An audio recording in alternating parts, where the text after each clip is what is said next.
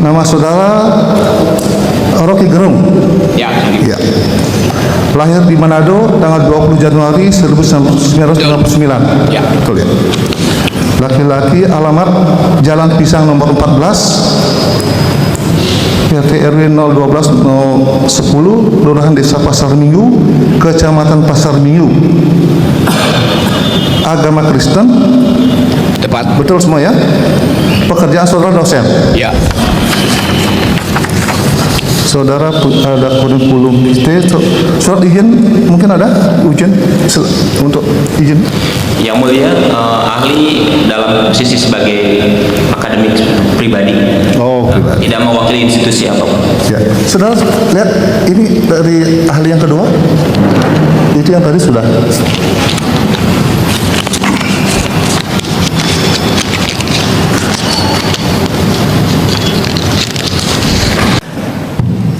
Ya, sudah bisa ya.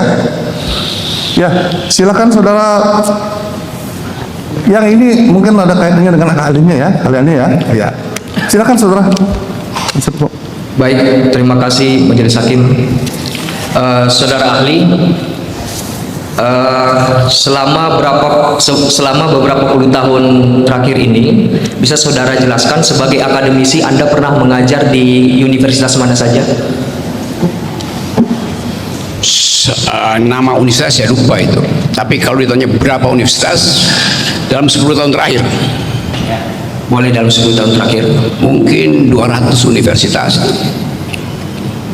Secara garis besar bisa saudara ahli jelaskan nama kampusnya di mana aja? Saya mengajar di Universitas Indonesia. Lalu saya mengajar di hampir separuh Universitas Muhammadiyah. Pasti namanya ada Muhammadiyah di belakangnya tuh. Terakhir saya mengajar di UPN, saya mengajar di Sespim Polri, saya mengajar di Lemhanas, saya mengajar di Kalabahu, saya anggap aja itu universitas juga karena pesertanya adalah sarjana. Saya mengajar di Sesko TNI, saya mengajar di Universitas Mahkamah Agung, dan saya mengajar online di ITB, di IPB. Mungkin nggak cukup waktu kalau saya terangkan sebenarnya. Baik. Dalam pengalaman saudara ahli mengajar, selain di bentuknya universitas, apakah saudara ahli juga memberikan ceramah atau training di lembaga negara, misalnya seperti Mahkamah Agung dan lembaga negara lainnya? Ya, saya memberi training di, tadi saya sebut dua yang saya masih ingat, Mahkamah Agung ya, di Lemhanas ya, Oke. di Ombudsman ya, di KPK ya. Oke, baik. Selain pengalaman dalam mengajar, apakah saudara ahli juga melakukan aktivitas penelitian riset seperti itu? Ya, saya lakukan riset bidang hak asasi manusia di Setara Institut, di YLBHI, di banyak lembaga riset yang menyangkut demokrasi dan lingkungan hidup. Oke, selain itu, apakah benar saudara ahli juga yang pernah menulis pidato Presiden Gus Dur? Itu rahasia negara. Rahasia negara. Baik. Dilanjutkan majelis.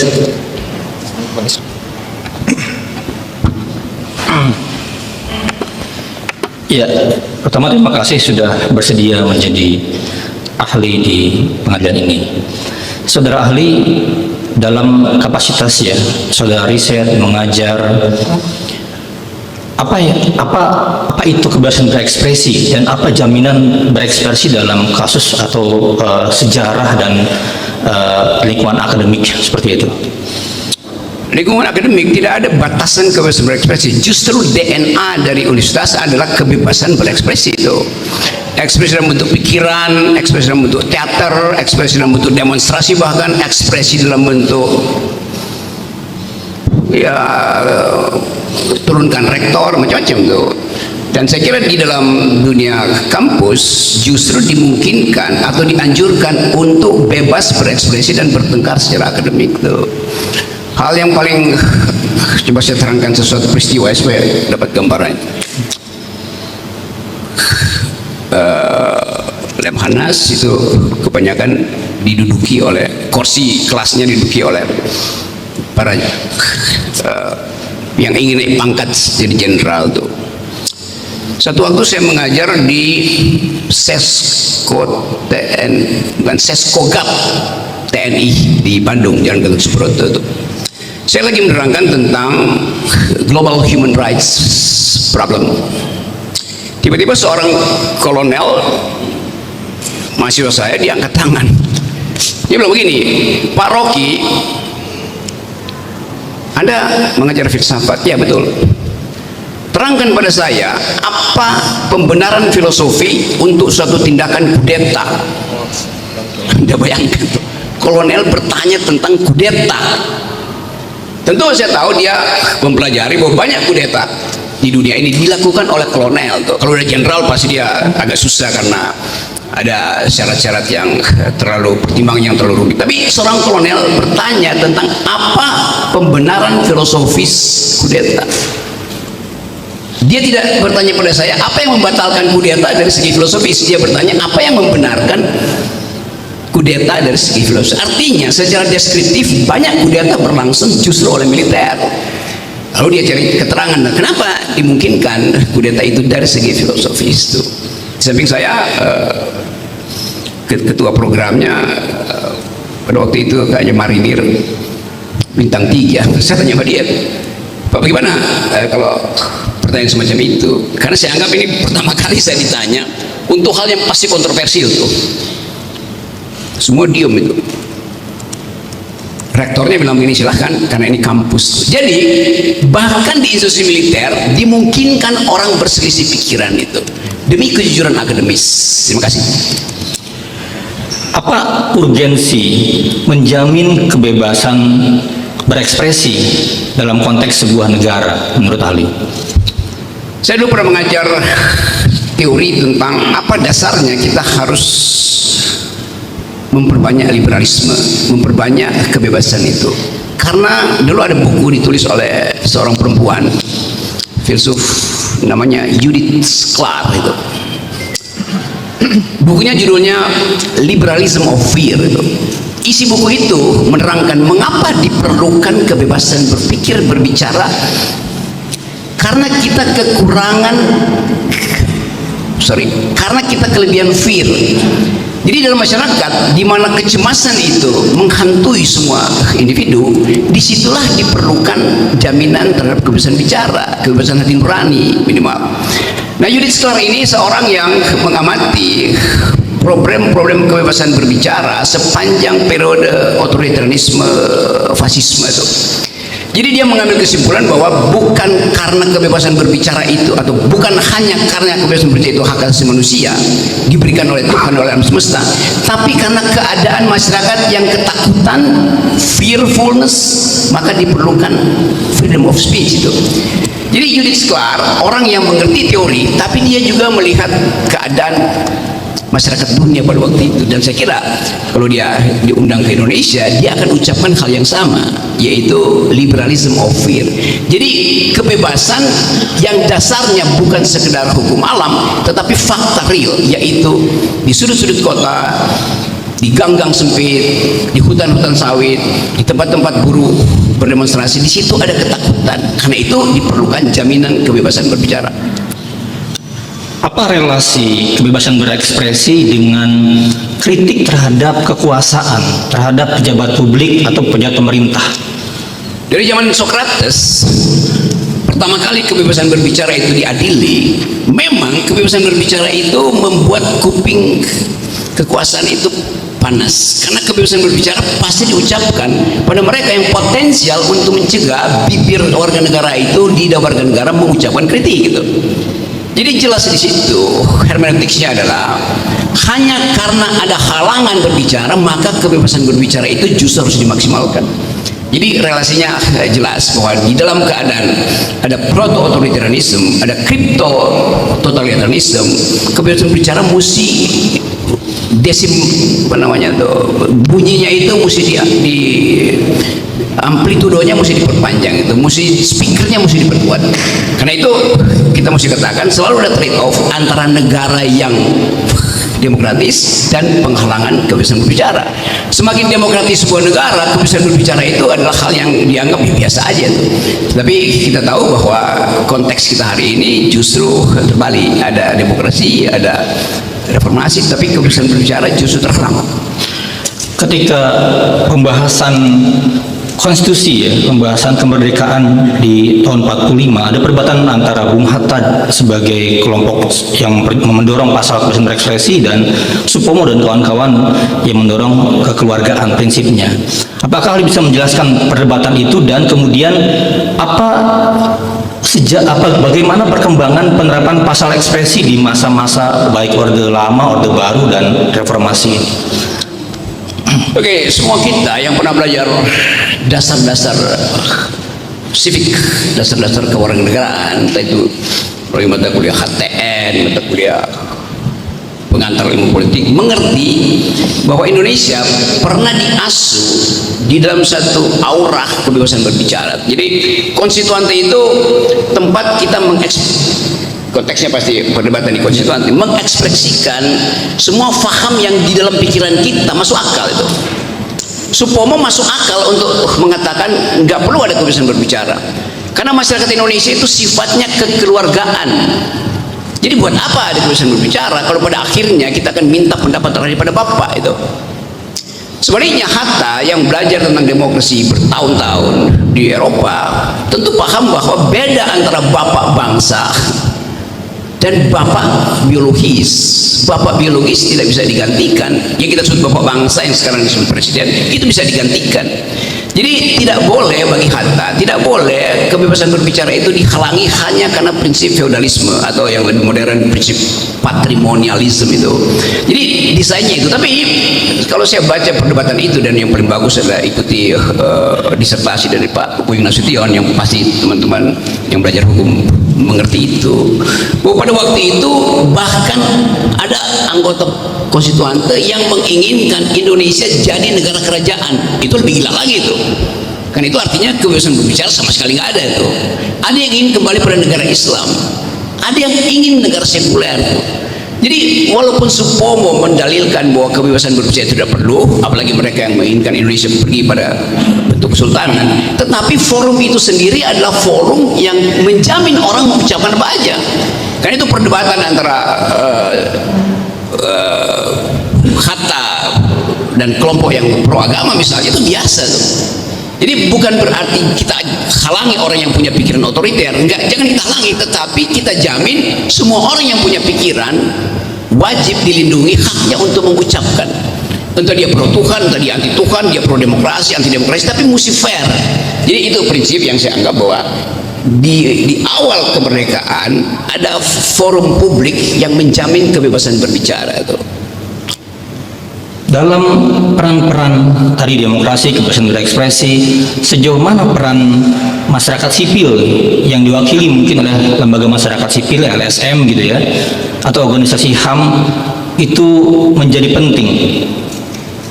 Itu yang kita sebut bahwa justru suara disiden itu, suara kebebasan berbicara kan artinya bebas untuk melawan pikiran mainstream.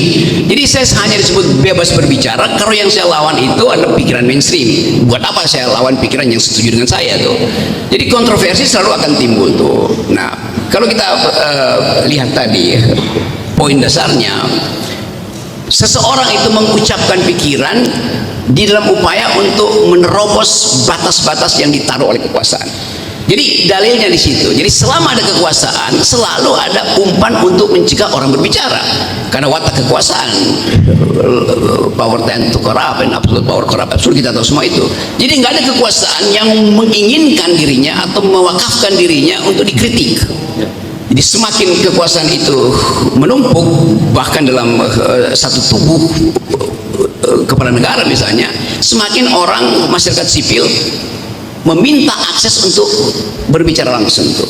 Nah, kita selalu tahu ada sejarah yang bagus, misalnya di zaman atau totalitarianisme Eropa Timur, ada seorang yang namanya Václav Havel di Cekoslovakia. Dia seorang wartawan, seorang sastrawan, dan dari situ kita belajar bahwa suara masyarakat sipil itu adalah suara yang voiceless, suara yang powerless. Tapi justru kita mulai mengerti di dalam era modern bahwa kebebasan berbicara itu adalah the power of the powerless, yang tadinya nggak punya kekuatan, tetapi begitu seseorang mengucapkan, yang lain yang tadinya tidur tiba-tiba merasa bersama-sama, ada yang mengucapkan kritik itu. Jadi kebebasan berbicara memang semacam energi yang mengental, tapi dia crystallize, bersembunyi di masyarakat sipil. Nah, diperlukan 1-2 orang untuk mengucapkan atau memulai kebebasan berbicara supaya kristalnya cair, supaya bekuan-bekuan tadi mencair. Dan itu yang kita sebut sebagai the voice of the voicelessness atau the power of the powerless. Jadi suara masyarakat sipil itu yang jujur merupakan suara kebebasan berbicara. Jika ada sekelompok masyarakat sipil atau 1-2 orang pemimpin masyarakat sipil, ya, pemimpin organisasi gitu, mereka mengkritik tentang misalnya ya praktik penempatan militer di sebuah wilayah dan dampaknya terhadap kekerasan, bagaimana respon para pejabat negara terhadap suara mereka? Apakah kelompok masyarakat sipil ini punya kepentingan politik? Apakah kelompok masyarakat sipil ini ingin mengambil keuntungan uang dari aktivitas dia? Kalau itu ada, maka si kelompok masyarakat sipil ini tidak jujur mengucapkan kebebasan berbicara. Kalau tidak, pasti jujur. kalau itu kerjaan mereka berpuluh-puluh tahun untuk memang mengkritik, itu artinya kejujuran udah bertumbuh-tumbuh. bagaimana respon pejabat negara, pemerintah terhadap mereka? Harusnya pemerintah menghargai dan bahkan memberi fasilitas itu. Di dalam negara yang beradab, setiap ucapan itu harus mampu didengar oleh pemerintah. Karena kekuasaan itu dalam sistem demokrasi, dia harus paham bahkan pikiran yang paling sublim, paling absurd dari warga negara. Karena dia nggak boleh kasih judgement, yang ini berguna, yang ini tidak berguna, yang ini masuk surga, ini nggak masuk surga, yang ini berbahaya bagi negara, yang ini menyelamatkan negara. Setiap pejabat yang punya mental demokrasi, dia mesti mendengarkan dan bahkan mendorong orang untuk bicara, segila apapun ucapan itu, karena itu tetap ucapan. Nah, ucapan itu adalah ekspresi hati nurani itu. Jadi kemasukakalan dari prinsip kebebasan berbicara sebanding dengan kemasukakalan seorang penguasa yang demokratis. Kalau dia larang, maka berbanding terbalik, artinya dia bukan penguasa yang demokratis. Dalam temuan-temuan saudara, dari saya terakhir, apa dampak ketika misalnya seorang aktivis, seorang akademisi, seorang pegiat hak asasi manusia itu dibungkam pendapat suaranya? Jangankan aktivis itu, saya kasih contoh. Saya mungkin beberapa bulan yang lalu mau naik Gunung Gede, tempat saya dari masa remaja itu naik gunung di situ sambil pacaran itu pada waktu itu. Gunung Gede itu gunung yang sudah jadi semacam tempat publik, karena itu aksesnya cepat dari Cipanas naik langsung Gede. Satu waktu saya mau naik gunung itu, datang seorang ketua semacam ketua RT atau lurah. Dia bilang begini, sejak minggu lalu Pak Rocky, gunung ini menimbulkan kecemasan pada warga yang mengasuh gunung itu di kaki Gunung Gede itu. Kenapa? Karena di situ dipajang, dipatok spanduk besar. Ini adalah proyek strategis presiden. Panik, terjadi kepanikan tuh. Saya tanya kenapa? Ya karena kita nggak tahu kenapa ditaruh pelang itu, padahal kami udah puluhan ratusan tahun mengolah lahan itu. Ini dekat kita nih, di Cipanas. Lalu saya tanya, apa problem kamu? Begini Pak, kalau saya foto orang yang lagi masang patok itu, bahaya nggak Pak? Saya bilang nggak bahaya, kan kamu cuma foto untuk memperlihatkan bahwa ada orang yang matok itu. Tapi kan ada undang-undang ITE Pak. Bayangkan petani yang tidak pernah bergaul dengan aktivitas politik tahu apa itu undang-undang ITE, dia takut sendiri itu. Bahkan dia bilang kalau saya foto dari belakang ya nggak apa-apa, kan nggak kelihatan. Tapi kalau orang, dia bilang bagaimana kalau ada ahli menerangkan bahwa itu adalah punggung dari seorang pejabat negara itu. Jadi bayangkan absurditas itu. Kalau LSM ya udah, karena kita tahu problemnya. Tapi bayangkan impact hegemoni dari kekuasaan tiba bahkan pada petani kecil itu. Karena dia tahu begitu ada nama ini proyek, kata proyek itu udah ada asosiasi dia, ini pasti ada uang. Strategis artinya di situ ada pandangan bahwa ini betul-betul nggak boleh diganggu. Bahkan ditaruh presiden, proyek strategis presiden atau presiden nasional. Jadi kalimat itu sendiri sudah menghalangi dia untuk mengekspresikan kritik dia itu, bahkan melalui foto itu. Sedalam itu penguasaan hegemoni, sehingga kita akhirnya jadi bisu itu. Hal yang nggak boleh terjadi di dalam kehidupan demokrasi kita. Jadi saya cukup majelis dengan saya, silakan. Baik, saya lanjutkan majelis. Saudara ahli, kita akan bertanya mungkin terkait dengan hal-hal yang lebih mendasar terlebih dahulu soal ekspresi, lalu nanti perbedaannya dengan kritik dan batasan-batasannya. Nah, dalam persidangan ini, kedua terdakwa ini dipidana di bawah persidangan ini dalam hal aktivitas mereka membicarakan suatu hasil riset. Nah, tapi sebelum itu saya akan bertanya terkait dengan pembatasan-pembatasan hak ekspresi. Nah, dalam kerangka hukum hak asasi manusia, baik itu global di Eropa atau bahkan di Indonesia, gitu, termasuk juga diskurs dan penerapannya, semua mengakui bahwa kebebasan berekspresi itu ada batasan-batasannya. Nah, ada syarat-syarat dan kondisionalnya. Bisakah saudara menjelaskan baik dalam kerangka filosofis atau kemudian juridis dan sosiologis, dalam hal apa sih suatu pembatasan terhadap kebebasan berekspresi itu legitimate atau dibolehkan? Sebetulnya kita mesti balik dulu ya. Di dalam demokrasi itu semua hal boleh diucapkan kecuali yang dilarang. Itu prinsip demokrasi. Tapi seringkali dibalik. Semua tidak boleh kecuali diizinkan oleh undang-undang, diizinkan oleh presiden, diizinkan oleh menteri. Kan konyolnya di situ kan. Jadi sebetulnya bahkan pertanyaan itu udah mengindikasikan bahwa ada pembalikan paradigma bahwa orang semuanya dilarang bicara kecuali diizinkan. Ini masalahnya di situ dulu tuh. Jadi kalau ditanya apa yang boleh membatalkan, nggak ada yang boleh membatalkan kebebasan berekspresi. Kebebasan berekspresi hanya batal kalau kebebasan itu berubah menjadi tindakan fisik melarang orang.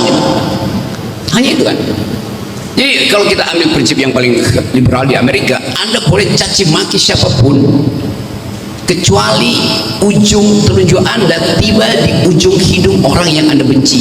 Itu batasnya tuh.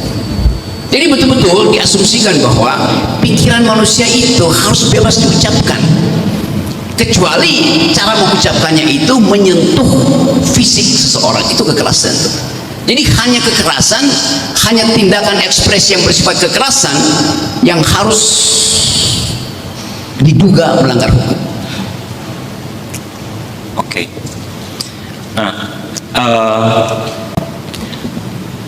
Anda menjelaskan hal tersebut terkait dengan hanya kekerasan yang bisa kemudian itu membatasi gitu ya, bahwa itu tidak lagi bisa dianggap sebagai sebuah kebebasan berekspresi. Nah, berhubungan dengan salah satu bentuk ekspresi kayak gitu yang dianggap melanggar, yaitu pencemaran nama baik atau defamasi gitu ya. Bisakah saudara memberi tahu kita semua perbedaan antara ekspresi yang mencemarkan nama baik seseorang dan bedanya apa dengan kritik kayak gitu? Kalau saya ingin menghina seseorang, saya mesti kenal secara pribadi orang itu tuh. Saya mesti kenal record personal dia tuh. Saya mesti tahu bagian mana yang bisa saya rongrong psikologinya tuh. Artinya saya hanya bisa menghina seseorang yang merupakan kawan saya sejak awal. Saya nggak mungkin menghina lawan saya karena saya nggak ngerti dia kan. Jadi penghinaan tertinggi itu justru terhadap orang yang satu visi dengan saya. Penghina agama terbaik adalah dia yang pernah menjadi anggota dari agama itu. Dia menghina dirinya sendiri. Jadi menghina yang paling jujur adalah menghina diri sendiri. Tetapi nggak mungkin saya menghina diri sendiri karena nggak ada efeknya tuh. Saya mesti menghina orang lain yang sebetulnya setara dengan pengetahuan saya terhadap diri saya tuh. Filosofinya begitu tuh. The deep deepness-nya seperti itu. Jadi kalau saya menghina seorang yang tidak saya kenal secara pribadi, itu bukan menghina. Saya nggak dapat keuntungan dari itu kan. Setiap hinaan yang sifat personal, saya ingin menjatuhkan integritas dia, moral dia, genealogi karir dia sebagai pribadi, bukan sebagai pejabat publik gitu. Jadi penghinaan itu betul-betul sesuatu yang sifatnya personal, itu dasarnya tuh. Oke. Nah, penghinaan Anda menggarisbawahi harus berdasarkan pengenalan dan itu sifatnya personal. Ya. Apakah seorang pejabat publik kayak gitu, dia eligible atau dia bisa kemudian menuntut dalam posisi bahwa setiap hal yang membicarakan posisi dia sebagai dan kebutuhan dia adalah pejabat publik bisa disebut penghinaan atau defamasi? Tergantung sistem politik kita apa. Dalam sistem politik kerajaan, ya dia berhak untuk balas dendam. Dalam sistem politik yang feodal, dia berhak itu. Jadi konteksnya apa? Sistemnya itu sistem Orwellian, sistem 1984, sistem yang disebut sebagai crypto totalitarianism, atau kita dalam sistem yang anything goes, itu terbuka itu. Nah, saya mau terangkan itu bahwa begitu kita sebut dia pejabat publik, maka dia kehilangan hak untuk mengklaim bahwa dia punya hati nurani. Nggak bisa pejabat publik punya hati nurani.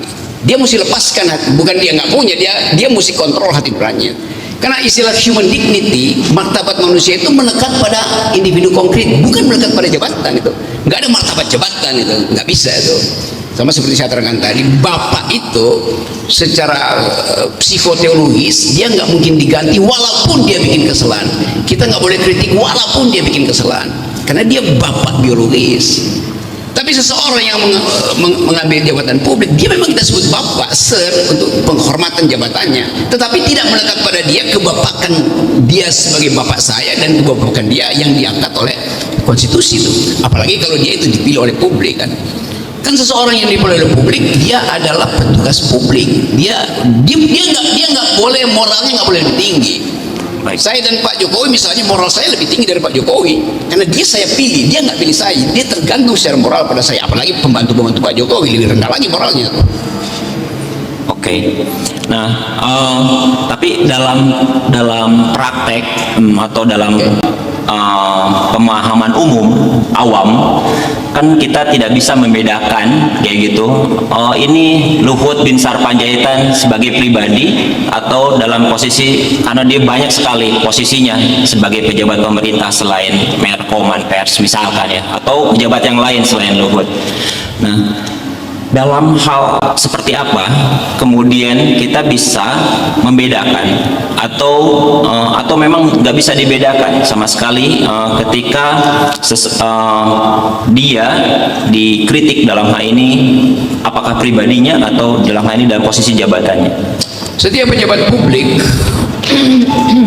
dia hanya punya tubuh publik. Gak ada tubuh privat pada pejabat publik, namanya pejabat publik. Tubuh publik dan tubuh privat itu menyatu kalau sistemnya kerajaan.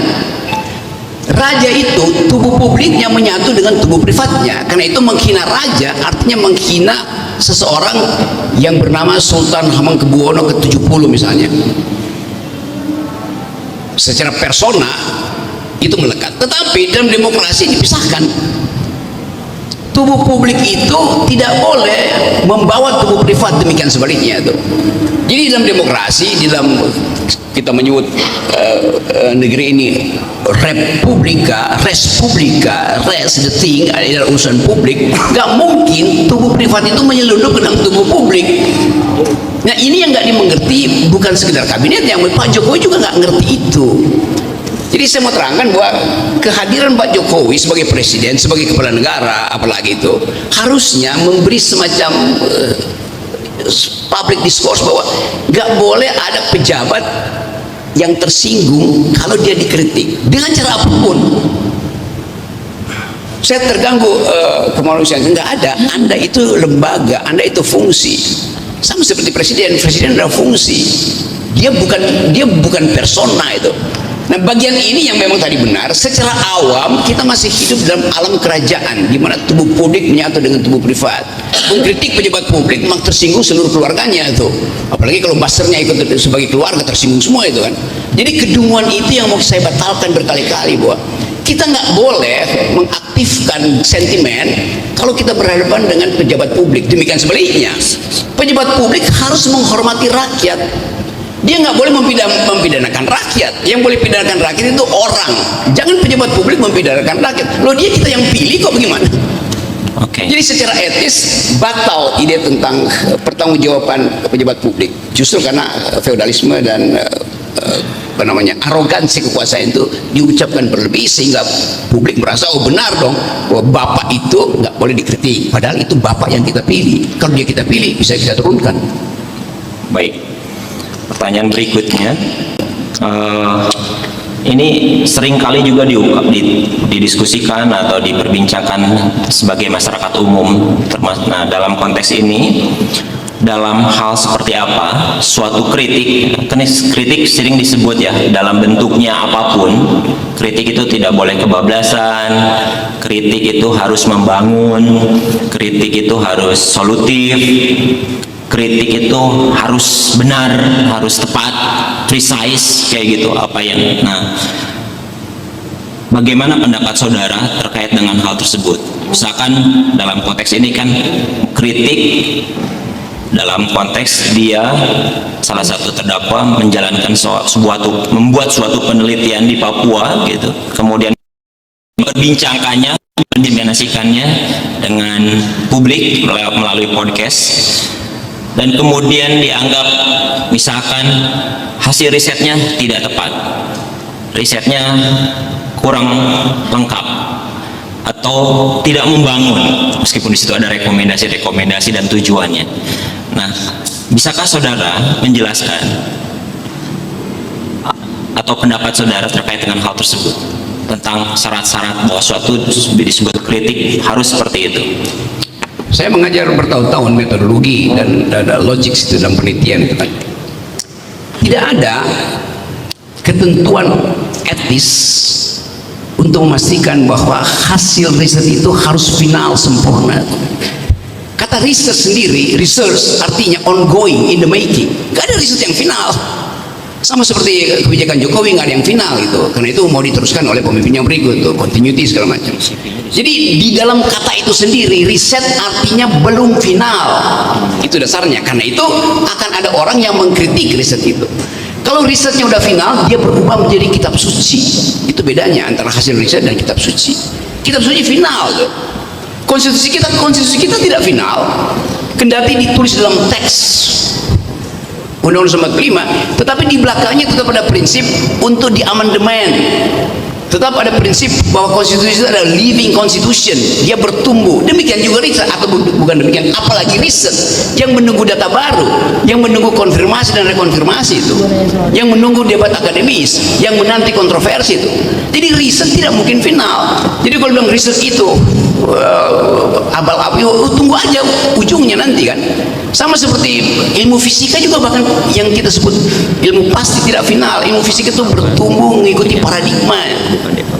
Nah, riset teknis bahkan menunggu paradigma, apalagi riset sosial, variabelnya banyak itu.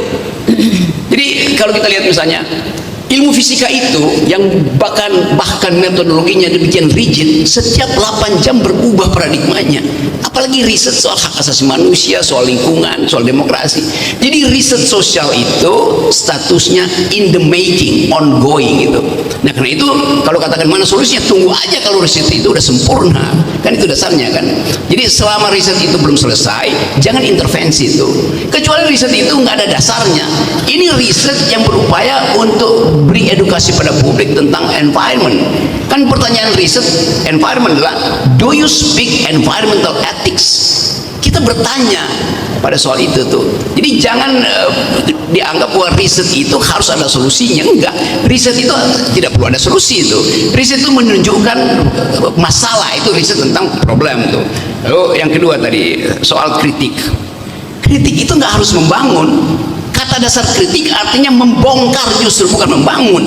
Kacau jurnalisme kita. Kritik harus membangun. Itu anakronis itu, atau itu bahkan bertentangan dalam dirinya itu.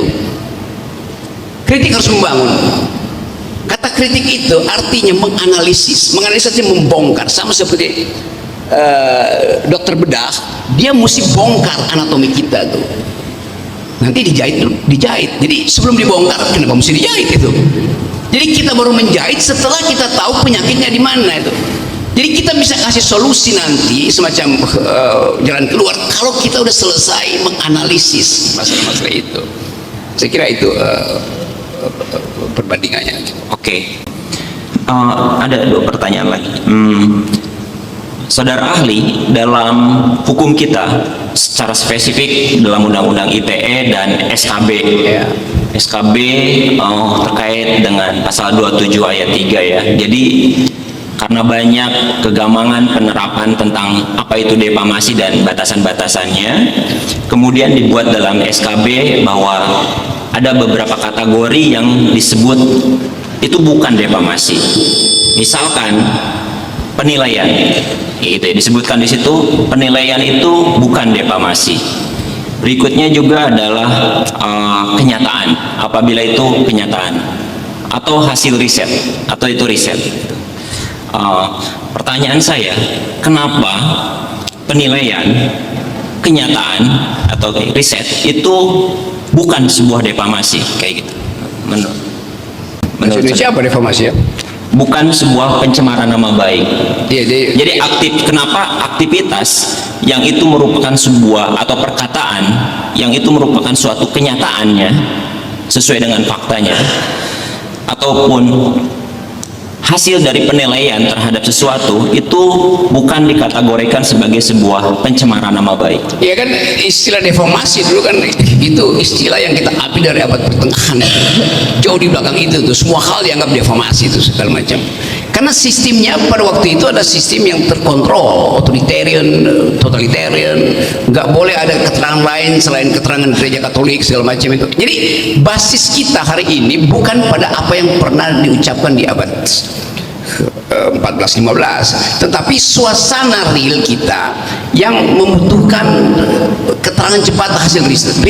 Mungkin risetnya belum begitu maksimal karena metodologinya, tetapi kita manusia udah melakukan tindakan yang sifatnya antroposid. Antroposid itu defamasi manusia terhadap lingkungan. Manusia menghina lingkungan. Caranya apa? Mengabaikan AMDAL misalnya, itu menghina lingkungan tuh. Caranya apa? Tidak membuka jumlah kerusakan yang dia buat itu. Maka kita menduga setiap ada upaya untuk menyentuh lingkungan, di dalamnya ada upaya untuk merusak lingkungan. Menyentuh bahkan itu udah merusak gitu. Nah, itu sebetulnya yang mesti kita protek. Jadi hak dari aktivis lingkungan untuk masuk di dalam problem, bahkan dalam problem aja, belum dalam upaya untuk mencari solusi, itu udah terhalang. Padahal perubahan paradigma dunia menganggap bahwa semua hal yang memungkinkan kita untuk memberi kritik atau untuk mencegah perusakan lingkungan itu harus dilindungi sebagai hak dasar manusia untuk mencintai lingkungannya yang merupakan habitus eksistensial dia. Jadi dasarnya di situ, itu sangat fundamental dasarnya itu. Jadi justru kita yang mendefamasi lingkungan. Apalagi kalau dia punya kapital, pasti dia akan bersifat defamatif. Baik. Saudara ahli, dalam sistem hukum kita, baik itu dalam KUHP sejak zaman Belanda, kemudian sekarang di beberapa perundang-undangan, diatur bahwa safeguard atau alasan pembenar bahkan dalam ini untuk suatu pencemaran nama baik itu adalah kepentingan publik. Ya, jadi selama itu kepentingan publik, maka itu bukan sebuah defamasi. Yang mau saya pertanyakan adalah, apa sih yang dimaksud dengan kepentingan publik, dan dalam konteks kasus ini apakah riset atau tujuan untuk membuka situasi di Papua itu sebagai sebuah kepentingan publik, termasuk dengan pelanggaran HAM, kondisi lingkungan, militerisasi dan lain-lain. Papua itu jadi hotspot publik internasional, bahkan jadi hotspot internasional. selama 30 tahun itu. Nah karena itu seluruh mata publik itu begitu sebut kata Papua, yang pertama kali muncul di situ adalah defamasi hak asasi manusia. Itu kalau kita baca, kita klik Papua, yang timbul pertama bukan burung cendrawasih, bukan sistem noken yang dipakai untuk menipu public opinion di Papua, tetapi soal pelanggaran HAM itu. Jadi dari awal lokasi Papua itu udah menjadi lokasi riset hak asasi manusia, apapun motifnya di situ tuh. Buktinya apa? Kita mesti minta izin untuk pergi ke Papua tuh. Diam-diam atau terang-terangan itu dilarang. Jadi itu wilayah terra incognita tuh yang menimbulkan kuriositas. Ada apa di Papua tuh? Siapa yang bermain di Papua tuh? Apa jenis permainannya tuh? Kuriositas akademis saya menuntun saya untuk pergi ke Papua. Maka perlahan-lahan saya mulai membuka file tentang Papua. Perlahan-lahan saya mulai dapat data tentang, oh si ini bermain di situ, yang ini bermainnya disponsori oleh yang itu tuh, yang ini dan yang itu sama-sama punya kepentingan bisnis yang dipatenkan secara perdata di sebuah pulau di Australia misalnya. Kan semua itu yang kita sebut sebagai hermeneutic of suspicion dalam metodologi. Saya mencurigai untuk mendapatkan keterangan. Jadi dasarnya begitu, dasar berpikirnya tuh secara metodologi tadi.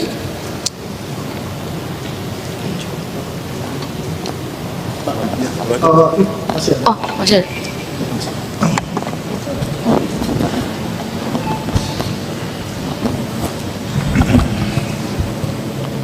Baik, saudara ahli, saya lanjutkan dari rekan kami. Tadi menarik penjelasan saudara ahli, terutama soal bagaimana riset dan juga konteksnya kebebasan berekspresi. Saya sebenarnya mau mendalami dalam konteks riset terkait juga dalam konteks kebebasan berakademik ini. Kita tahu bahwa riset banyak hal-hal faktor-faktornya dan kemudian variabel-variabelnya di situ, termasuk soal variabel kebenaran di situ.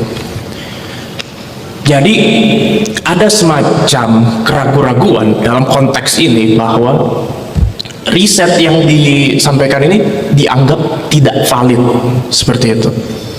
Pertanyaan saya, saudara ahli, apakah dalam menemukan kebenaran itu harus berdasarkan data, atau jangan-jangan dengan reasoning atau nalar yang kemudian kita bangun itu sebenarnya sudah cukup bagi kita untuk menemukan kebenaran di situ? Bagaimana tanggapan ahli? Riset Galileo tentang sistem perputaran bumi itu, geosentris itu, baru diakui oleh gereja Katolik 300 tahun setelah riset itu dibuat. Padahal yang dihukum akibat riset Galileo itu udah banyak betul tuh kan. Jadi kebenaran itu kadangkala kita deteksi di dalam metodologi, tetapi kekuasaan ingin membuktikan itu salah tuh. Padahal kekuasaan mesti dia bikin riset tandingan terhadap soal itu tuh. Itu intinya tuh. Yang kedua tadi, jadi poinnya di situ tuh, bahwa riset itu hasilnya itu impactnya baru yang akan datang. Sama seperti riset tentang kita debat-debat soal kereta cepat itu, risetnya ada dibuat oleh teman-teman LSM yang peduli tentang utang segala macam. Dia bikin riset bahwa kereta cepat itu akan bangkrut pada akhirnya karena 75 tahun itu nggak mungkin kita bayar itu. Bagaimana logikanya? 75 tahun kita masih berharap ada kereta cepat dari Jakarta ke Bandung. Itu artinya kita menghentikan penemuan-penemuan teknologi, kita menghentikan proyek riset tentang mobil terbang gitu kan. Jadi bayangkan 8 tahun ke depan mobil terbang kita temukan, tetapi orang yang memprotes riset, memprotes kereta cepat itu lagi dihukum. Lalu orang itu bilang, "Lu lihat aja, kereta cepat udah bangkrut, tapi saya masih dihukum. Padahal riset saya betul." Itu yang disebut Galileo paradox tuh, Galileo Galilei. Dia udah dihukum, dihukum mati itu. Tetapi baru 300 tahun baru gereja Katolik benar yang diriset oleh Galileo berdasarkan prinsip Kopernikan, bahwa yang memutari matahari itu justru bumi, bukan matahari yang memutari bumi kan. Jadi itu poin dasar yang kalau kita belajar sejarah riset itu banyak yang baru dibuktikan setelah itu. Yang kedua tadi soal bisa nggak kita riset without knowing the data itu? Ya bisa. Riset logika, riset proposal hukum itu nggak perlu data. Stare decisis itu nggak ada datanya tuh, bahwa hakim memutuskan berdasarkan nalar sebelumnya ini juga nggak ada datanya sebetulnya. Nah itu yang riset semacam itu yang juga sedang berlaku sekarang. Karena nggak mungkin kita riset dengan data yang harus lengkap dulu. Kalau datanya udah lengkap, ngapain kita riset? Udah blantan di depan kita tuh. This is the fact. Ngapain riset tuh? Dalam metodologi berlaku prinsip, kalau kita nggak ada data, nalar kita mesti betul-betul kuat. Dalilnya kira-kira bunyi begini. Many times we must reasoning without knowing whether our facts are true. But we do want our reasoning to be correct. Jadi dalam keadaan tiada data pun nggak ada soal, tetapi jangan nalar kita itu bengkok. Apalagi ada data dibengkokkan itu kan. Jadi betul riset rasional itu atau riset deduktif nggak perlu data, riset induktif perlu data tuh. Nah sekali lagi dalam riset lingkungan seringkali belum ada datanya, tapi kita udah bisa bandingkan, bayangkan bahwa akan terjadi sesuatu berdasarkan prinsip yang dalam ilmu lingkungan logikanya butterfly effect gitu. Kepak sayap kupu-kupu di hutan Amazon bisa menimbulkan badai di California. Silakan riset Lawrence Perdam itu. Tetapi logikanya betul. Kalau keadaan homeostatiknya itu tidak diganggu, maka kepak sayap kupu-kupu bisa membatalkan panen di California itu. Asap motor gede dari Presiden Jokowi, kalau walaupun dia cuma muter-muter di Istana Negara itu main motor gede, bisa membatalkan panen singkong, wortel di kaki Gunung Gede. Apalagi kalau di kaki Gunung Gede udah ditulis itu proyek strategis nasional, batal semua panen petani di Cipadas. Baik, artinya cukup dengan sebenarnya reasoning yang baik dan kemudian nalar yang valid itu sebenarnya sudah bisa menemukan. Ya, itu metodologi rasionalisme. Saya mengajar itu 15 tahun riset itu. Oke, kalau begitu begini saudara ahli. Tadi kan kita tahu bahwa di sini ada riset, tapi riset itu tidak dijawab dengan riset oleh kekuasaan, oleh si pelapor hari ini Luhut Binsar Panjaitan, justru dijawab dengan somasi dan laporan sampai berujung ke pengadilan di sini. Kalau kita bandingkan atau kita komparasikan rezim yang hari ini berkuasa saat ini dengan kemudian rezim sebelumnya, yaitu rezim Presiden Susilo Bambang Yudhoyono, pernah ada peristiwa terkait dengan buku Gurita Cikeas. Lalu kemudian itu tidak dijawab dengan pelaporan oleh Bapak Presiden kita yang terhormat itu dengan pemidanaan, tapi dijawab dengan buku yang menjawab persoalan itu. Nah, ini kan kemudian kita jadi apa ya, dalam situasi bernegara yang seperti apa ya? Karena kita khawatir ini kan kekuasaan pelapor ini dengan segala kekuasaannya bahkan sangat kuat. Kita juga berharap bahwa keadilan benar-benar ditegakkan demi keadilan yang Maha Esa, bukan keadilan berdasarkan pesanan yang Maha Esa. Pertanyaan saya, saudara ahli, sebenarnya praktik bernegara seperti apa sih yang terjadi kemudian hari ini ketika kemudian riset itu dikriminalkan, bukan dijawab dengan riset? Kalau dalam konteks demokrasi dan kemudian izin bernegara seperti apa? Mohon izin yang mulia, keberatan. Kenapa keberatan yang mulia? Saya pikir ini bagian kami yang mulia. Mohon izin keberatan yang mulia, pertanyaan yang disampaikan oleh penasihat hukum, kan kita ketahui Saudara Rocky ini dihadirkan untuk ahli menjelaskan kebebasan berpendapat. Dia menjadi meluas bagaimana bernegara dan lain sebagainya. Biar tidak terjadi asal bunyi dan terlalu meluas, fokus saja. Tidak yang mulia, itu masih bagian daripada konteks kebebasan berekspresi dalam bernegara. Bagaimana mungkin kita berbicara soal riset kok di sini yang mulia? Jadi jaksa penuntut umum jangan kemudian juga main menyangkal yang mulia di sini. Penasihat hukum jangan kebablasan. Sebentar. Tidak yang mulia, kami tidak kebebasan. Kita sedang sidang di sini yang mulia. Kita tidak sedang sirkus. Jadi jaksa penuntut umum jangan berakrobat di sini yang mulia. Yang mulia, untuk mengatasi pihak tidak berakrobat, ahli kan yang dihadirkan setelah ini ada ahli riset. Pertanyaan terkait bagaimana menjawab riset itu dengan baik dan benar secara ethical riset itu bisa ditanyakan kepada ahli berikutnya. Jangan suka campur-campur di sini. Sesuai dengan apa yang sudah saya sampaikan tadi, ya, sebelum bertanya kepada ahli, saya sudah menyampaikan bahwa yang memang ada kaitannya, pertanyaan ini memang ada kaitannya dengan keahlian ahli di sini. Nah, demikian juga saudara ahli, kalau memang di luar keahlian saudara, ada pertanyaan yang di luar keahlian saudara, yang saudara sebutkan sebagai kebebasan berekspresi, yang saudara spesifik seperti itu, ya, saudara mungkin tidak perlu menanggapi pertanyaan. Ya, biarkan ahli menjawab yang mulia. Ya, itu. Dan ini pun dalam konteks yang memang berhubungan dengan permasalahan. Ya, jangan terlalu jauh. Itu aja. Kami cuma mengingatkan itu aja. Ya, silakan. Dilanjut jawab.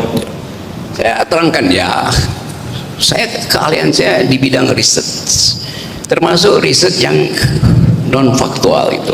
Saya belajar reasoning itu panjang lebar. Betul demikian, tapi kan Saudara Rocky tanpa menghormati kapasitas Saudara Rocky, Anda harus tahu, Anda dihadirkan ini sebagai ahli untuk menerangkan kebebasan berpendapat. Ya, betul. Kami mengerti, mungkin Anda memiliki kapabilitas untuk itu. Tapi kita harus membuat ini menjadi jelas, jadi sesuai dengan realnya. Ada saatnya kita Lanjut ke pertanyaan aja ya. jadi seyogianya PH juga bisa membedakan kapan pertanyaan ini ditanyakan kepada Yang ahli. mulia, Sebentar, saya mau membantu. Sebentar, begini ya. Jaksa penuntut umum sudah menghalang-halangi upaya mengungkap kebenaran yang sudah. Tidak menghalang-halangi. Ini ya saudara penuntut maupun saudara. Jadi menurut saya, kalau dia merasa menolak, silakan tuangkan dalam kesimpulan. Tapi proses ini kalau misalnya ini tidak pakai kebenaran, bukan pakai kebenaran jaksa. Begini, saya pikir ini ahli ini kan tadi memang menyampaikan bahwa Kembali ke- keahlian di bidang kebebasan berekspresi berpendapat. Tapi Ya. kalau memang hanya itu saja pertanyaannya hanya tentang kebebasan berpendapat, sepertinya sangat kecil sekali begitu. Nah, cuman artinya sempit gitu. Artinya dalam hal ini memang ada konteksnya, ada hubungannya dengan permasalahan. Ada yang mulia, betul. Dan ini pun ahli pun akan menyampaikan kalau memang ada keahlian saudara di bidang itu. Kalau memang tidak ada di bidang itu, kalau saudara di luar itu ya saudara nggak perlu gitu. Ya, jaksa nggak perlu panik aja yang mulia. Ya, yang mulia. Ya silakan. Ya, saya ulang kembali. Ini reminder saja, jadi yang mau ditanyakan ke ahli oleh rekan saya terkait dengan kebebasan berekspresi dalam situasi rejim saat ini. Tadi dia mengkomparasikan dengan rejim sebelumnya. Bisakah saudara melakukan penilaian berdasarkan keahlian saudara, apakah situasinya seperti apa gitu? Kok berbicara riset kemudian para penguasa saat ini mempidanakan? Kira-kira itu pertanyaannya, bisa Ya dijawab. itu memang itu konteksnya. Ya. Kan kalau kita bilang kebebasan berekspresi dibandingkan dengan siapa kebebasan itu terhalang, dihalangi oleh siapa kebebasan hari ini, kan konteksnya memang seperti itu tuh. Karena itu saya tadi pakai semacam dalil dari Lawrence itu, kepak sayap kupu-kupu di hutan Amazon bisa menimbulkan badai di California. Badai di California bisa membatalkan pemilu presiden 2024. Bisa nggak bisa? Logically sound, itu intinya tuh. Jadi riset itu betul-betul variabelnya itu panjang. Ya, jangan Anda riset hanya untuk kepentingan proyek, itu namanya bukan riset, itu artinya apa namanya itu, dipesan untuk sesuatu. Jadi saya balik pada apalagi saya belajar filosofi itu the mother of all sciences. Saya menyentuh sebuah ilmu pengetahuan di situ tuh. Jadi saya terangkan tadi ya, di era SBY, dan itu akhirnya dibuktikan bahwa SBY akhirnya diundang terus menerus setelah dia lengser jadi presiden. Karena soal tadi orang menganggap SBY itu tidak pernah menghalangi kebebasan berpikir tuh. Kebebasan berpikir akan dia bantah dengan pikiran dia. Karena itu ada countervailing ideas di situ tuh. Gurita Cikias dibalas oleh Partai Demokrat dengan data yang lebih masuk akal dari buku Gurita. Lalu publik menilai, oh ya, di era Pak Jokowi memang ada penghalangan kebebasan berpendapat itu tuh. Dan berakhir dengan penggunaan undang-undang ITE. Jadi sebetulnya masuk akal untuk membedakan itu. Dan itu justru yang kemudian diriset akhirnya oleh Freedom House misalnya, bahwa kebebasan berpendapat di era SBY jauh lebih bermutu daripada di era kebebasan berpendapat di era Presiden ke-6 lebih bermutu dari kebebasan berpendapat di era Presiden ke-7, untuk nggak menyebut nama misalnya. Itu riset dunia yang kemudian dipakai. Indeks persepsi korupsi juga hasil riset. Jadi itu memang biasa itu. Jadi ya memang masuk akal untuk mengatakan, kalau ditanya secara agak mengolok-olok kenapa begitu, ya karena SBY di sekitar dia itu dia memelihara akademisi. Di sekitar Jokowi memelihara buzzer. Itu bedanya. Ada pertanyaan berikutnya yang mulia dari Prinsipal. Ya silakan. Sedikit dari saya, Bang Rocky, hanya untuk mengklarifikasi terkait soal prinsip dalam riset ataupun bagaimana logika dalam riset gitu ya. Jadi di dalam beberapa kesempatan sidang sebelumnya, pihak jaksa penuntut umum ataupun dari beberapa pihak juga sempat menanyakan gitu, apakah di dalam riset itu memang sebuah data itu haruslah data primer begitu? Karena pada dasarnya sepengetahuan saya sebagai peneliti itu tidak perlu adanya data yang harus primer gitu. Jadi ketika datanya tidak primer sama dengan risetnya tidak valid. Nah, menurut standarisasi dari riset itu sendiri, apakah memang harus melakukan seperti kayak skripsi gitu kan? Rata-rata kita pakai data sekunder dan literatur gitu. Nah, secara prinsip riset itu sendiri sebenarnya harusnya seperti apa dalam standar akademik ataupun yang dilakukan oleh LSM selama ini? Oke, saya terangkan ya hal yang gini nih, riset itu disebut riset kalau di dalamnya ada problem filosofis itu, terutama pada metode itu dasarnya. Di dalam pelajaran pertama riset ada prinsip yang dibuat oleh Karl Popper, seorang filsuf rasional yang metodologi berpikirnya jadi acuan dari segala macam riset, mau filosofi, hukum, legal reasoning, environmental policies. Itu di situ diterangkan bahwa mutu dari sebuah riset itu kalau dia meninggalkan yang disebut unsolvability, yang tidak bisa di-solve justru. Jadi riset disebut riset kalau di dalam dirinya mengandung potensi kekeliruan, justru itu namanya fallibilisme. Tolong dicatat istilah tekniknya. Kalau saya membuat riset dan di dalam riset itu tidak ada fasilitas untuk mempersoalkan diri saya sebagai periset dan hasil saya, maka saya membuat doktrin. Itu bedanya tuh. Jadi fallibility itu adalah dasar dari kebenaran manusia. Manusia dirancang untuk membuat kesalahan. Itu dasar filosofi dari riset. Nah, kalau saya terangkan lebih jauh misalnya tuh, supaya riset itu bermutu hanya ada dua pertanyaan, yaitu konteks of discovery dari isu itu dan konteks of justification terhadap isu itu. Nah, sekarang konteks of discovery mestinya data dibuka oleh pemerintah tuh supaya saya punya akses. Selama data itu tidak dibuka, kalau saya tanya misalnya data sawit Indonesia siapa yang tahu, data pelanggaran HAM siapa yang tahu, maka timbul curiosity saya sebagai periset. Lalu saya pakai reasoning aja kan. Nah, konteks of discovery ini yang tidak disediakan oleh lembaga-lembaga. Saya pergi ke BRIN misalnya, BRIN bilang, yo data sawit itu beda dengan pengusaha sawit, beda dengan Departemen Perdagangan, beda dengan asosiasi, beda-beda. Lalu datanya di mana saya cari? Apalagi data tentang lingkungan, apalagi data tentang ekstraktif industri, apalagi data tentang militer. Semua itu data yang boleh kita asumsikan berdasarkan kuriositas kita. Jadi si periset itu punya semacam naluri, ini ada yang nggak benar nih. Maka sebelum saya ketemu data primernya, data yang ada cukup. Dengan cara apa? Dengan cara data itu saya atur secara logis. Nah, saya pertanggungjawabkan itu berdasarkan dua prinsip tadi, konteks of discovery dan konteks of justification. Jadi keadaan itu yang ini masalahnya ini, semua periset Indonesia itu Pak yang diberi itu nggak belajar tentang dalil-dalil awal yang diterangkan di dalam filsafat ilmu pengetahuan tuh. Ini kan semua riset pesanan oleh departemen, riset pesanan oleh bupati, riset pesanan oleh asosiasi. Jadi itu riset apa itu? Riset primer? Enggak, itu riset bahkan tersier. Karena kesimpulannya udah dibuat duluan kok.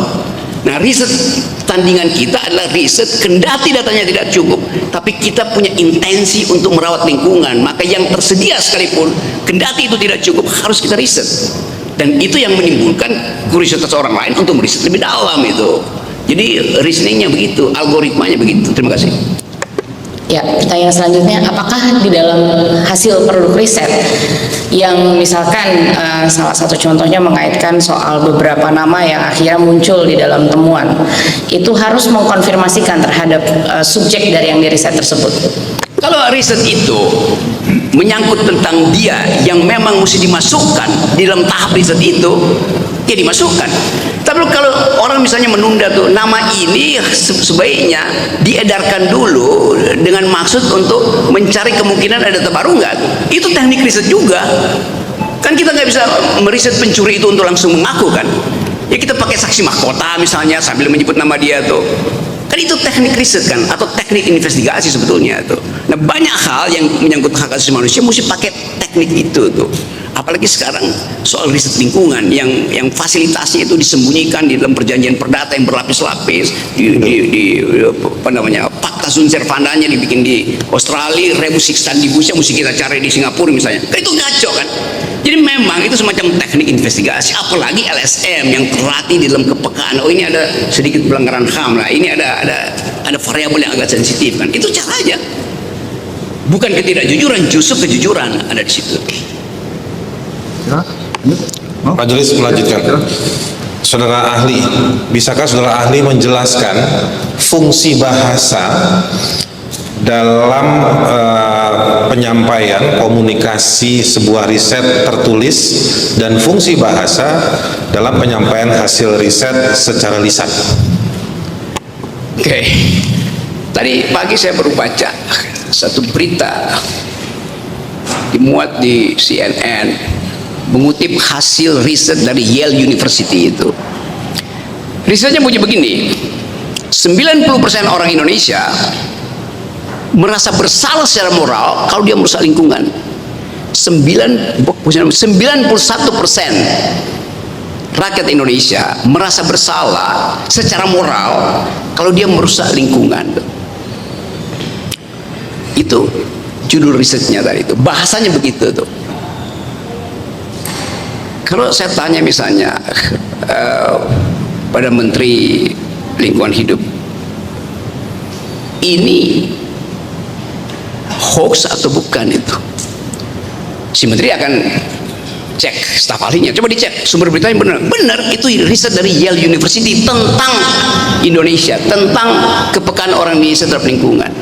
Maka si Menteri akan bilang, oh ya benar itu, Pak Rocky terima kasih ya memberitahu riset itu. Oke, lalu saya terangkan lebih lanjut tuh, tanpa ada dia di forum ini. Misalnya saya bilang tuh, bahwa riset Yale itu menunjukkan 91% orang Indonesia merasa bersalah secara moral, dengan kata lain ingin melindungi lingkungan tuh. Tetapi poin belakangan yang juga di Yale menunjukkan hanya 4% orang Indonesia yang mau aktif menyelamatkan lingkungan. Dua bahasa yang berbeda di situ, tapi dengan impact yang sama, yaitu bahwa yang di atas sebetulnya hoax itu. Karena cuma ditanya, mau nggak Anda melindungi lingkungan? Oh iya mau. Bersalah nggak kalau Anda nggak buang sampah? Iya bersalah. Tapi barusan kita lihat tuh ada mobil apa namanya, Land Rover, di belakangnya ada apa, FJEX segala macam itu bertanda mobil pejabat itu, dia buka jendela sebelah kiri, masuk di jalan busway, buang puntung rokok di depan mobil saya. Jadi peristiwa itu membatalkan headline tadi itu. Jadi bahasa itu mesti kita anggap bahwa kalau orang mengatakan bahwa ya memang orang Indonesia itu munafik, ya memang dia suka kalau dipuji berhasil, tapi diberitahu berita berikutnya, oh itu berarti salah. Riset dari Yale bukan salah, Anda yang terpaksa langsung senang karena dianggap peduli lingkungan. Iya, tapi keinginan untuk memprotek lingkungan itu tidak hanya 4%, dan 4% itu pasti ada pada dua terdakwa ini tuh. Jadi begitulah bahasa itu diperlukan. Jadi kita juga waktu mengucapkan kritik, kan kita tahu bahwa begitu kita kasih kritik, kita tahu bahwa umpan baliknya itu akan kita terima bahwa oke, kritik Anda berguna, maka ditepuk tangan. Kalau kritiknya nggak berguna, kita disidangkan. Itu saya status saya sebenarnya tersangka nih, padahal lawyer saya saudara Haris Asrar dia tersangka juga tuh. Gimana coba itu secara linguistik coba. Baik, terakhir majelis.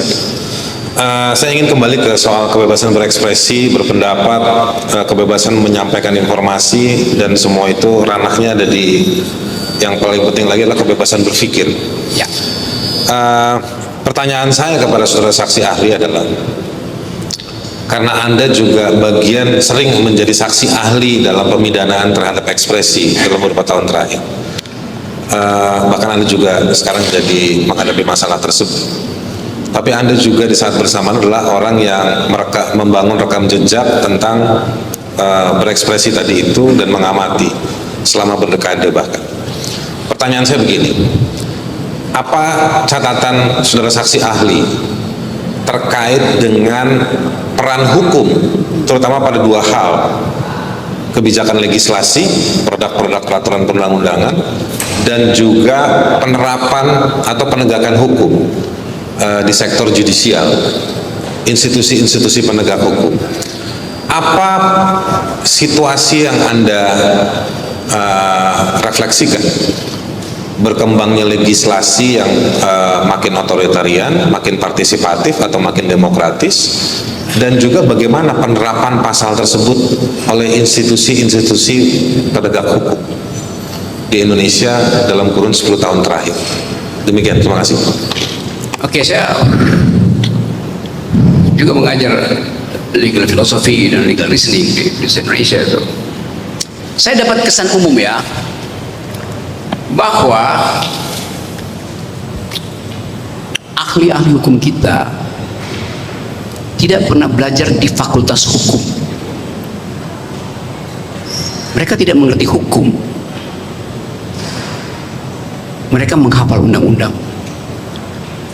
Jadi dia tidak belajar di fakultas hukum, dia di fakultas undang-undang. Beda hukum dengan undang-undang itu. Coba Anda riset misalnya di seluruh Indonesia, saya sudah bertanya banyak betul tuh, kapan pelajaran legal reasoning diajarkan, kapan legal philosophy diajarkan? Semester 7, yang mestinya di awal, dan itu cuma 1 semester tuh.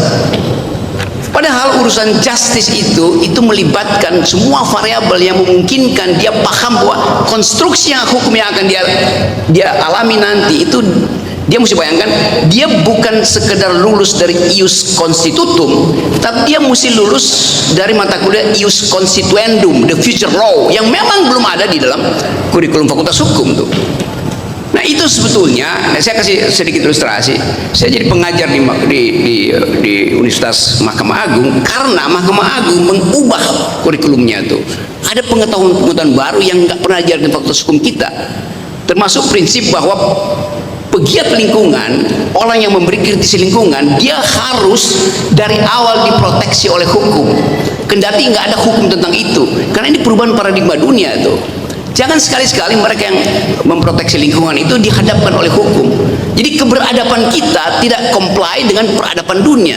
Dunia justru memuliakan, kalau Anda pekerja lingkungan, Anda akan kami lindungi. Presiden akan bilang, saya kalau dia dihukum bagaimanapun saya akan beli dia gratis, karena moral dia tumbuh bersamaan dengan etika umum hari ini, yaitu kita harus merawat lingkungan. Itu dasarnya tuh.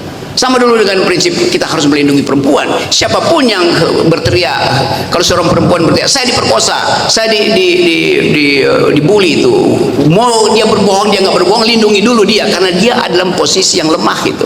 Demikian juga para aktivis lingkungan tuh.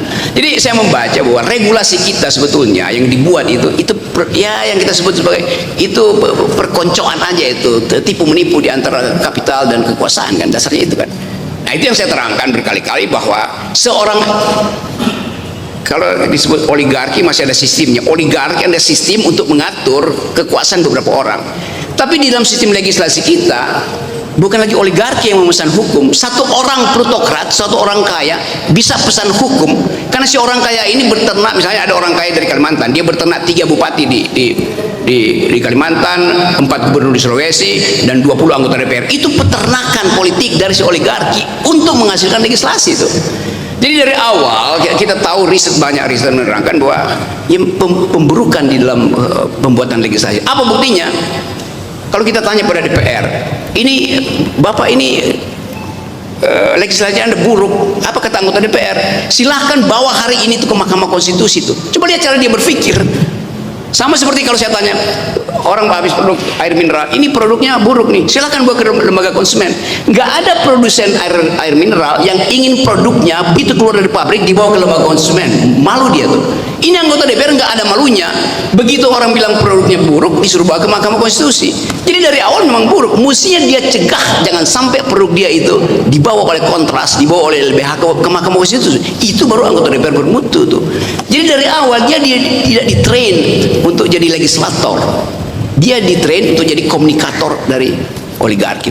Jadi saya ambil kesimpulan bahwa hukum kita itu yang terjadi adalah black market of justice, pasar gelap kekuasaan. Terima kasih. Cukup ya Mbak ya. Ya.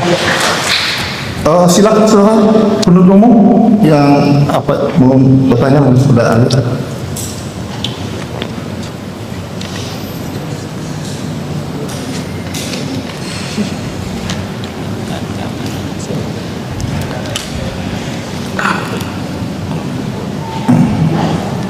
Baik, saudara,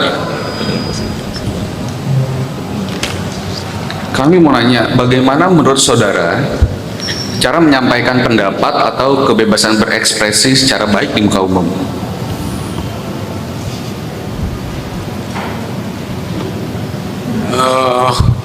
Saudara nggak tahu caranya, sehingga mesti tanya ke saya. Coba, saudara, pertanyaan?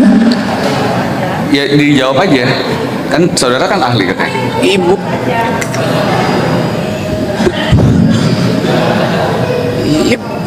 ya memang bisa saya jawab, kan mesti ada mutu pertanyaan itu kan. Kalau saya nggak jawab, bagaimana caranya itu? Ya dengan mudah saya bilang nggak ada caranya, karena kebebasan berpendapat itu adalah hak, jadi nggak ada caranya. Yang mesti saya tanya, bagaimana caranya membatalkan orang yang menghalangi kebebasan berbicara? Itu pertanyaan akademis. Kan di forum akademis saya dipanggil di sini sebagai saksi ahli itu.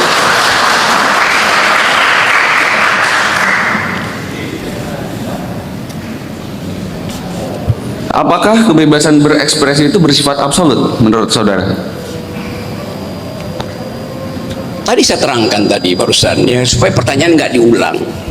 Dia tidak absolut bila ucapan saudara itu tiba bersamaan dengan telunjuk saudara ke hidung orang yang saudara kritik. Di situ dia tidak absolut. Langkah kedua dari berbicara karena berpikir. Jadi yang absolut adalah kebebasan berpikir, bukan kebebasan berbicara. Itu masalahnya. Maaf ya, karena ada adsen ya. Kita skor sementara ya sampai selesai adsen ya.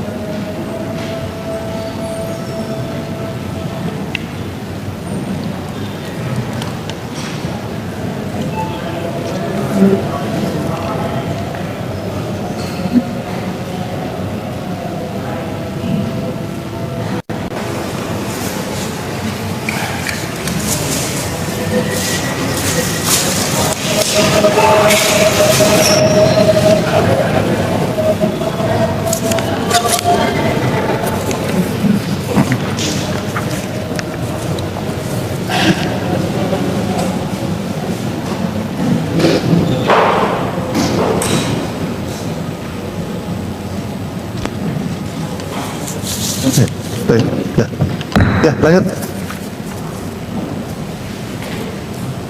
Ada? Apa pertanyaan? Ada? Iya, tadi udah selesai, saudara? Ya, ya itu jadi begini nih, cara bertanya begini nih. Yang absolut itu adalah kebebasan berpikir. Kenapa dia absolut? Ya karena dia statusnya ada pikiran. Begitu diekspresikan, ada alat-alat ekspresi, artikulasi saya, mulut saya, jenis bahasa yang saya pakai, itu menimbulkan kontroversi itu. Jadi mestinya Anda tanya, apakah kebebasan berpikir itu absolut? Nah itu pertanyaan epistemik gitu. Tapi kalau tanya apakah berbicara itu absolut, dengan sendirinya dia dibatasi oleh alat artikulasi. Kalau saya ekspresikan itu dengan menembak orang, itu pasti tidak absolut dong. Jadi bedakan antara status ontologi dari kebebasan di kepala dan status epistemik yang ditimbulkan karena perdebatan akibat saya mengucapkan. Itu bedanya tuh. Apakah di Indonesia kebebasan berekspresi itu absolut? Ya elah.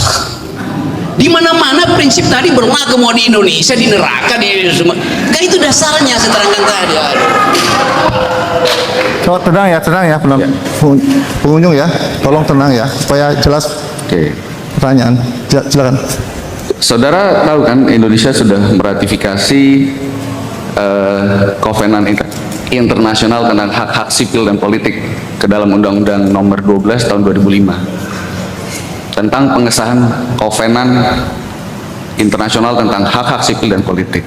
Nah, di situ di dalam pasal 19 saya bacakan ya. Dikatakan bahwa pelaksanaan hak-hak yang dicantumkan dalam ayat 2 dalam pasal ini menimbulkan kewajiban dan tanggung jawab khusus. Oleh karenanya dapat dikenai pembatasan tertentu. Tetapi hal ini hanya dapat dilakukan sesuai dengan hukum sepanjang diperlukan untuk A. Menghormati hak atau nama baik orang lain. Betul. Oke. Nah, bagaimana jika kebebasan berekspresi itu tidak menghargai hak ataupun nama baik orang lain? Apakah itu absolut? Memang itu yang dimaksud. Tapi Kovenan itu juga memperhatikan hak publik untuk mengkritik yang orang lain dalam jabatan publik. Kan kondisionalnya di situ kan. Jadi kenapa Kovenan itu dimunculkan? Untuk membedakan orang lain, person in law yang statusnya adalah orang dan yang statusnya adalah lembaga. Jadi pejabat publik itu bukan orang, dia itu lembaga. Itu maksud dari pasal itu. Kan ini perdebatan dari tahun 66 kan. Yang mau kita ratifikasi pertama adalah civil and political rights atau economic and cultural rights. Ternyata lebih susah meratifikasi kewajiban negara terhadap hak sipil dan kebudayaan dibanding dengan soal tadi, karena nggak ada konsekuensi APBN untuk menghormati hak asasi manusia di dalam kasus itu.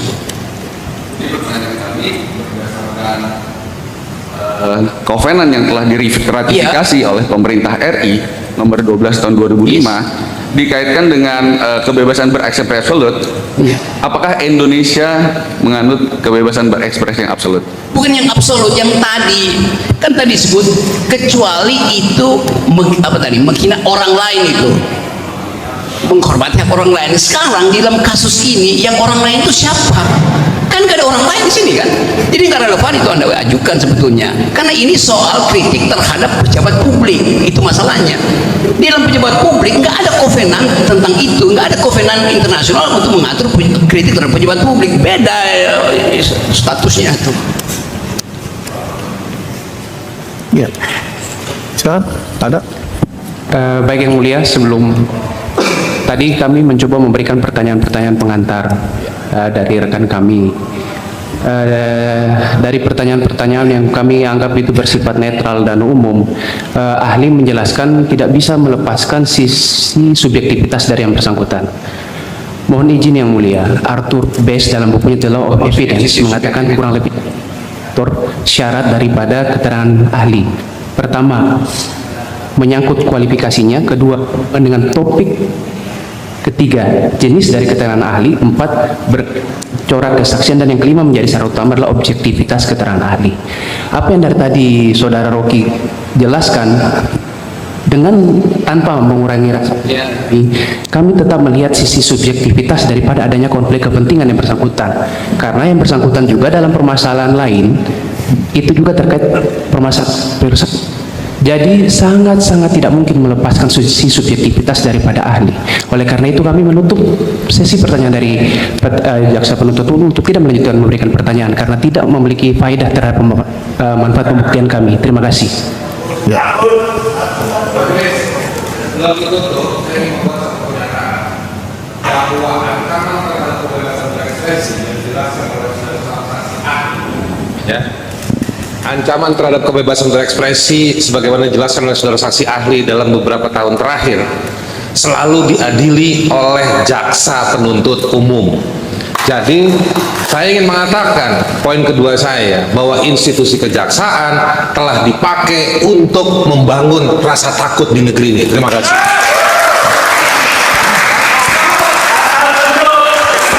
Baik.